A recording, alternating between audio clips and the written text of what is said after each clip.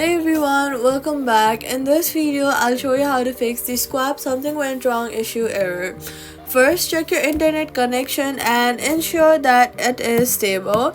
Next, swipe up from the bottom of your screen, look for the app, swipe it away, completely closing it, wait for a few while and then reopen it.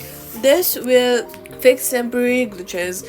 Then restart your device to clear system level issues affecting the app. Then head over to your App Store or your Play Store, search for Schwab and make sure that the app is updated to the latest version from the App Store or the Play Store, as updates fix bugs and gives you the latest version. If you're using the browser, clear cache and cookies, then reload the page. If the error continues, wait for some time and try again later, as this issue is often caused by server problems. That's how you fix the Schwab something went wrong